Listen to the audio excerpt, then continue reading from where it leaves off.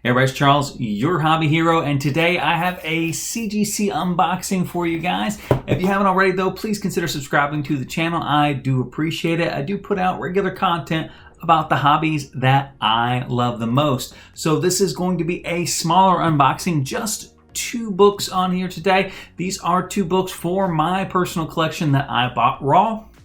I cleaned and pressed, and on one of the books treated a stain on there as well. So I'm hoping these got the grades that I thought. I will put them up. I will let you guys know what I thought they were going to be when I bought them, and I will let you know what I thought they were going to be after I pressed them, and we will see what CGC thought whenever we got them back. There's been a lot of people talking about how CGC has gotten a lot tighter here lately on their grading, been more conservative on their grading.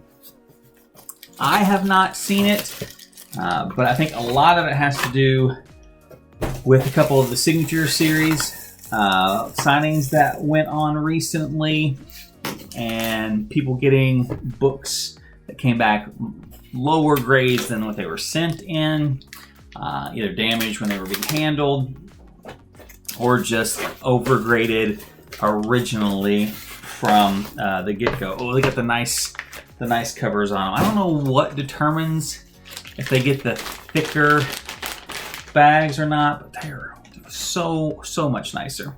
All right, so the first book up is, all right, Teenage Mutant Ninja Turtles Adventures #1's first appearance of Bebop and Rocksteady. This is the newsstand. I've had a couple attempts at getting this book at a 9.8. I think the highest copy I've gotten so far has been a 9.4. This book has dropped tremendously over the last couple of years, but this still is the Ninja Turtles key for me personally, because this is the Teenage Mutant Ninja Turtles that I grew up with, the cartoon characters. The newsstand is obviously more rare than the direct. There's actually a Canadian price variant that is even more rare than those. This is not that book, but possibly someday upgrading this one to the PC. Now, when I bought this one, there was some smudging on it, some discoloration on the back. It does have all white back there. I bought it thinking that it could get a 9.8. After cleaning the book, though, there's actually like an oil smudge or scuff that runs on here, and it actually discolors a little bit right above the Teenage Mutant Ninja Turtles. So I'm hoping that they did not get it. If they didn't catch it at all, I think we still may have a shot at 9.8. If they caught it, that could drop it down considerably. So we've got a 9.6. So 9.6.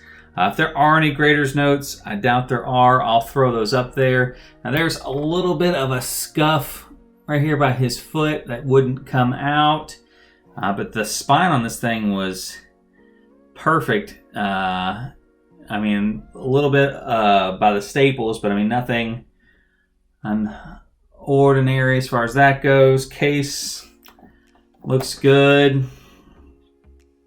Corners look good. So I don't know, it's possible they caught that little discoloration and just marked it down to the 9.6. But my newest high copy on there, and again, going up on the wall for the PC. Next book up here, book's been heating up a little bit. I still think it's down probably from its peak, but that is going to be the Swamp Thing #37. This is first appearance of Constantine. First full appearance is what they designate. And in fairness, if you're not sure, the character shows up in like the background of like another panel, but I don't think he's ever fully like addressed as Constantine. I think you have to kind of put pieces together and be like, oh, that was Constantine in the background. So this is pretty definitively his first full appearance. I love this Swamp Thing cover as well. Now, when I got this book, it is actually super clean. It had some staining on the front, like a big discolored spot up here. On the interior of the front and back cover, it had a bunch of foxing as well. I treated all of that, was able to clean up the front to pretty much a perfect condition. Now on the back, There are 2 color breaking spine, well, more color breaking spine ticks than I thought.